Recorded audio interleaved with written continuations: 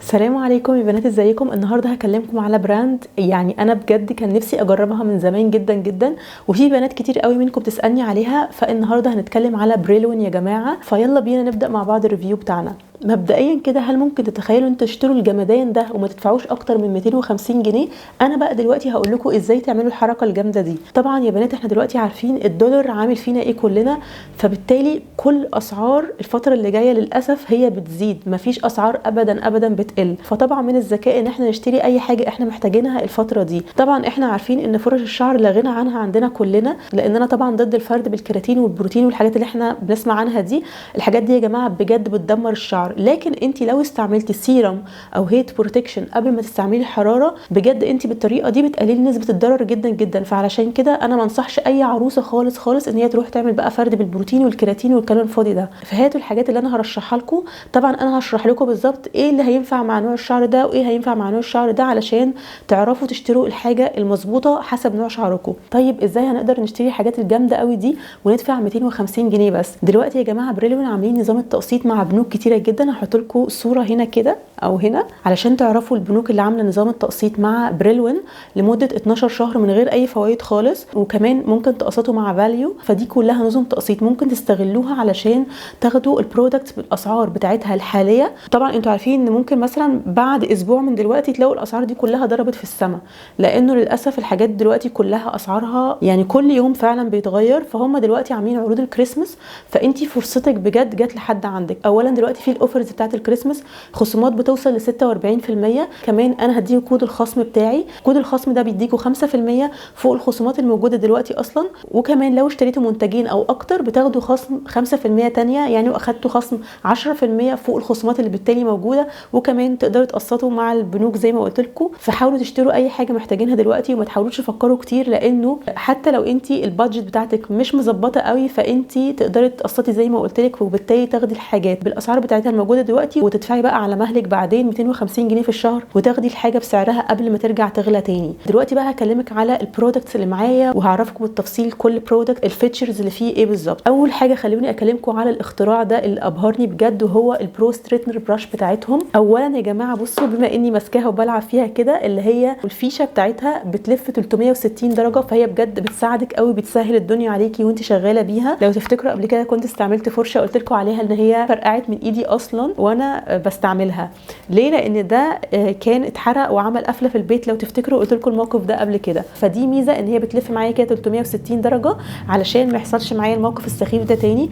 كمان في حاجه تانية بجد لاحظتها اول ما استعملتها، حتى كنت بجربها على صاحبتي. هحط لكم الريل بتاعها هنا، وبجد وانا بعمل لها بتقولي انا حاسه ان انتي بتسرحي شعري بس مش اكتر من كده.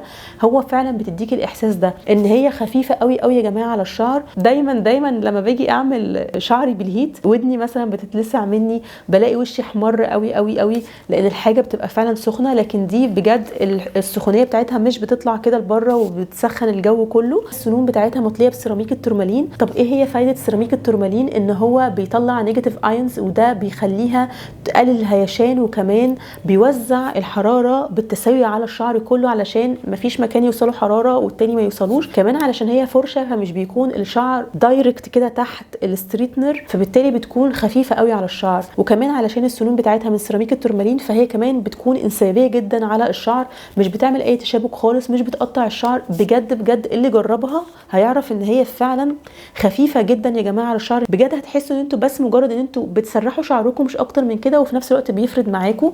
هي بتفرد الشعر كويس جدا جدا، ولكن هل هي تنفع لكل انواع الشعر؟ الاجابه لا. هي هتفرد الكيرلي عادي جدا جدا، ولكن لو شعرك كيرلي وجاف غير لو شعرك كيرلي ودهني. لو شعرك كيرلي ودهني هتكون كويسه جدا جدا معاكي ومش هتحتاجي غيرها. لكن لو انت شعرك كيرلي وجاف هتحتاجي معاها الستريتنر كمان. فزي ما قلت لكم انتوا لو جبتوا مثلا حاجتين هتاخدوا خصم 5% بالاضافه لكود الخصم بتاعي اللي هو هيديكوا كمان 5%، فكده 10% فوق الخصومات الموجوده اصلا. انتوا عارفين دايما انا بحب اجيب لكم الاخر علشان ما حدش يروح يشتري حاجه ويقول ان هي ما كانتش كويسه معاه. دي هتنفع الشعر الكيرلي عادي جدا جدا، ولكن لو انت بقى عايزه شغل بروفيشنال قوي قوي هاتي معاها الستريتنر كمان. طيب بقى لو انت عروسه وكده وبتحتاجي تغسلي شعرك كتير، فبجد هتكون حلوه جدا جدا معاكي، لان هي استعمالها سهل قوي قوي، بتفرد الشعر كويس جدا جدا. وكمان علشان هي السنون بتاعتها مش بتكون دايركت على الشعرايه على طول، فبالتالي مش هتكون بتاذي الشعر قوي. طبعا حطوا هيت بروتكشن يا جماعه قبل ما تستعملوا اي هيت، هي بتدي لوك طبيعي قوي قوي كانه اصلا شعرك هي دي طبيعته. يعني انت مثلا لو شعرك كيرلي جدا جدا في الاول هتلاقوها فردت الشعر تماما، يعني هتخليه ستريت. بعد فتره صغيره هتلاقوه الشعر بدا ياخد شكل ويفي شويه، مش هيقلب كيرلي تاني ولكن هتلاقوه اخد شكل ويفي شويه.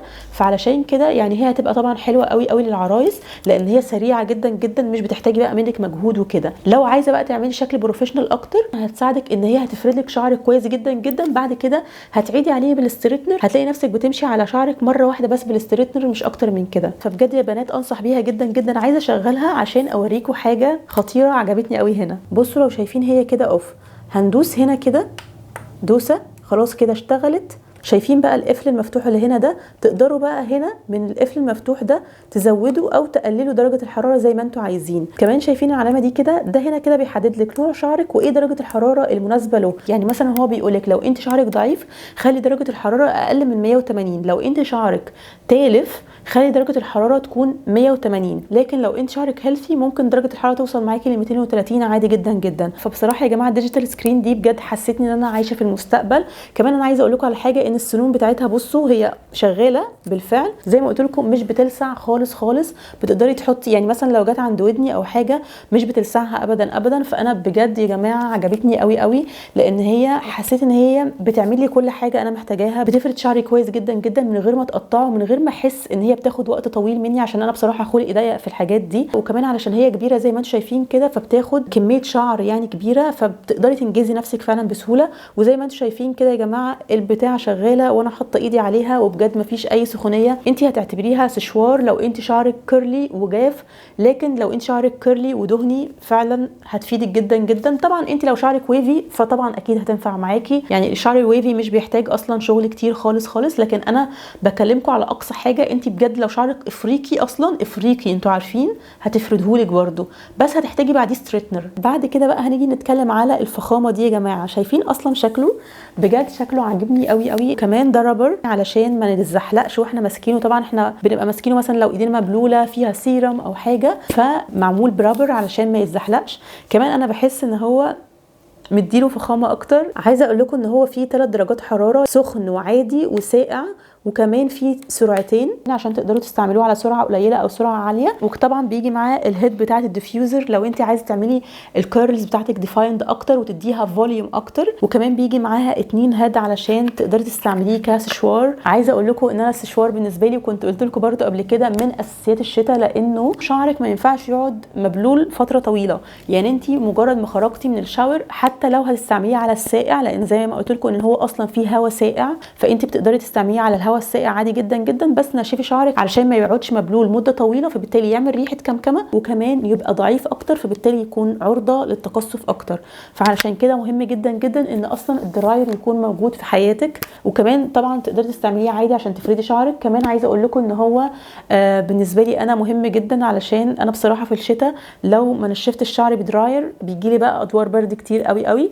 فهو بصراحه مهم جدا جدا في حياتي. عايزه اقول لكم سواء كان الدراير او البرو ستريتنر براش، الاثنين بيجي معاهم 2 هير كليب. وشايفين يا بنات مكتوب عليهم بريلوين. انا بصراحه بحب قوي التفاصيل دي، وبحب البراندات اللي بتهتم بالتفاصيل الصغيره، لان دي حاجه معرفش ليه بتفرحني. يعني انا مش مستفيده حاجه حتى لو مش مكتوب عليها حاجه، كده كده هي هتقوم بالمهمه، ولكن انا بفرح ان انا بلاقي التفاصيل الصغيره دي قوي. كمان بتلاقوا معاها جلافز، طبعا ده بيجي كهديه مجانيه عادي علشان تحمي ايديكم من الحراره، اللي هي اصلا بجد بجد يعني انا ما استعملتوش، لان انا فعلا ما حسيتش باي حراره خالص على الشعر. وبرده زي ما انتم شايفين كده مكتوب هنا بريلوين. بجد انا الحاجات دي بتزغلل العنايه جدا. طبعا بيجي معاها المانيوال بتاعها اللي احنا اصلا مش بنفتحه غير لو حصل لها اي كارثه. انا عن نفسي بصراحه بعمل كده. يعني حد فيكم اصلا بيقرا المانيوال قبل ما يستعمل الحاجه؟ انا ما بعملش كده، انا بستعمل الحاجه ولو باظت مني الجا بقى للمانيوال. وعايزه افكركم تاني بالاوفرز الموجوده دلوقتي في بريلوين، وكود الخصم بتاعي هيديكم 5% خصم فوق الخصومات الموجوده دلوقتي اصلا. استغلوا الحاجات قبل ما الاسعار بتاعتها تغلى. وبس كده، ان شاء الله نتقابل مع بعض في فيديو تاني قريب. شكرا ليكم، مع السلامه.